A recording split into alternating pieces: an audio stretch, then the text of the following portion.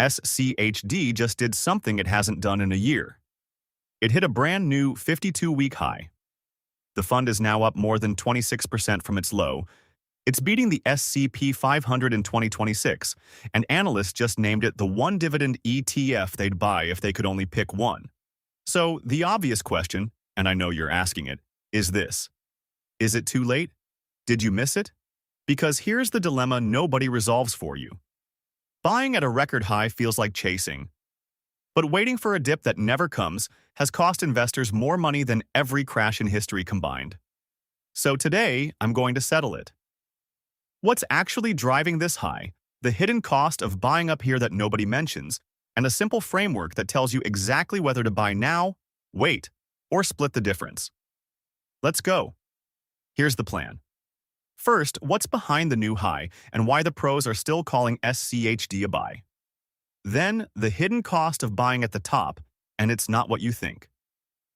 Next, the too late question answered honestly, with the one mistake that costs people more than any crash.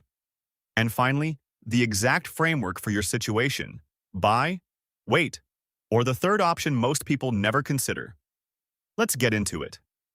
AWIC disclaimer. This is educational analysis using published data, not financial advice. I'm not a licensed financial advisor. Prices move daily, and these numbers change.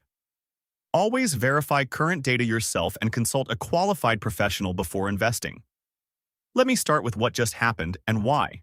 This week, SCHD broke through to a fresh 52-week high. It's now up about 26% from its low of just over $26, trading around 33. Year to date, it's gained roughly 18%, while the S&P 500 is up about 11%. For a fund people spent 3 years calling dead money, that's a full-blown comeback. And the professional endorsement is stacking up.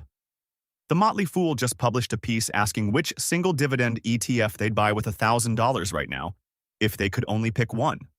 Their answer, SCHD.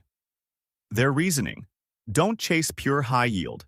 Buy income from high-quality, financially healthy companies, and SCHD's quality with yield screen does exactly that better than the alternatives. So what's powering the run? 3 things. First, the value rotation. As inflation stayed sticky and rate cut hopes faded, money moved into exactly the defensive cash-rich companies SCHD holds. Second, quality. SCHD's screen, 10-plus years of dividends, strong cash flow, healthy balance sheets, means it owns companies that thrive when investors get selective. Third, valuation. Even at this high, SCHD trades around a PE of 19, still a genuine discount to the S&P 500, which sits above 21 on forward earnings. So you're at a record high, but you're not paying a record premium. The fund got here on fundamentals, not hype. That's the bull picture, and it's real. Now, let me give you the part the celebration videos skip. Here's the honest cost of buying at a 52-week high, and it's not the risk of a crash. It's the yield. SCHD's dividend is what it is, a fixed stream per share. So as the price climbs, the yield you lock in as a new buyer shrinks. Earlier this year, buyers were locking in around 3.3 to 3.4%. At today's high, the yield is about 3.17%. Same fund, same companies, same dividends, but every dollar you invest today buys you less income than it did a few months ago. That's the real mathematical cost of the rally. Not a prediction, arithmetic. And it matters more right now because of the competition. Long-term treasuries are paying over 5% on the 20-year. Risk-free. So a new buyer at 3.17% is accepting meaningfully less current income than the government will hand you. And the entire justification is that SCHD's dividend grows over time while a treasury's stays frozen. That justification is usually solid. SCHD has raised its payout for 14 straight years. But as I covered in Monday's video, the dividend has been soft this year, and the September payment is the test of whether the growth engine is still humming. If you missed that video, watch it after this one, because the two questions, is the price too high and is the dividend still growing, are really the same question. One more honest point. Nearly all of this year's gains came in a 6-week burst back in January. The fund then moved sideways for months before this fresh push higher. So the momentum here is real but young. This isn't a freight train that's been accelerating all year. It's a fund that sprinted, rested, and just took its next step. That's not bad.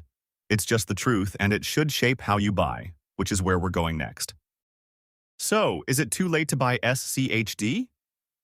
Not necessarily. One of the biggest investing mistakes isn't buying at the wrong price. It's waiting endlessly for the perfect price. Many investors sit on the sidelines expecting a major pullback, only to watch quality funds keep rising while paying dividends to everyone else. Over time, that missed opportunity often costs more than buying at a slightly higher price. It's also important to remember that successful funds spend much of their lives near all-time highs because that's what long-term growth looks like. A new high isn't automatically a warning sign if the underlying businesses remain strong and reasonably valued. That doesn't mean you should invest blindly, but it does mean you shouldn't let fear of buying at a record price stop you from getting started. If your goal is building wealth and growing dividend income over the next 10 or 20 years, the difference between buying at $31 or $33 is unlikely to matter much. What matters most is beginning your investment journey, staying consistent, and continuing to invest through different market conditions rather than waiting for the perfect entry that may never come. Here's the practical answer. If you're a long-term income investor with a 10-year or longer horizon, buying now can make sense. SCHD offers exposure to high-quality companies, an attractive dividend yield, and a long history of dividend growth. Over decades, your exact entry price matters far less than consistently building a growing income stream. If you prefer to wait, make sure you have a specific reason, not just a feeling that the price is too high. For example, waiting for the next dividend announcement to confirm that dividend growth remains healthy is a reasonable, data-driven approach. For most investors, however, the best solution is somewhere in the middle, dollar-cost averaging. Invest part of your planned amount today and spread the rest over the coming months. If SCHD continues rising, you're already invested. If it pulls back, you'll buy additional shares at lower prices, reducing your average cost. This strategy removes the pressure of trying to perfectly time the market while helping you stay invested and focused on your long-term financial goals. Here's the lesson that lasts far beyond SCHD. The feeling that it's too late is one of the most expensive emotions in investing, and it's often wrong. Every market high has convinced some investors they missed their chance, yet many would have been better off buying anyway instead of waiting for the perfect pullback. Markets don't send invitations. They reward patience and time. At the same time, too late doesn't mean you should chase blindly. Replace emotion with a process. Check whether the investment is reasonably valued, confirm that the fundamentals still support your thesis, and then invest using a disciplined strategy rather than guesswork. Dollar-cost averaging is one of the simplest ways to remove the pressure of perfect timing. Invest part of your money now and add the rest over time. This approach keeps you participating if prices rise while giving you flexibility if they fall. The best investors don't try to outsmart human nature. They build systems that prevent emotions from making their decisions.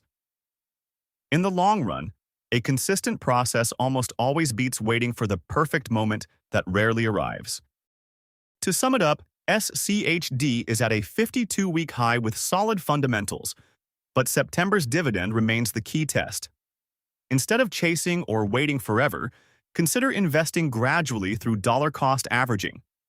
Are you buying now, waiting for September, or averaging in? Share your strategy in the comments. Subscribe, because when that September dividend drops, I'll break it down the same day, and it's the number that decides whether this high has legs. Thanks for watching, and I'll see you in the next one.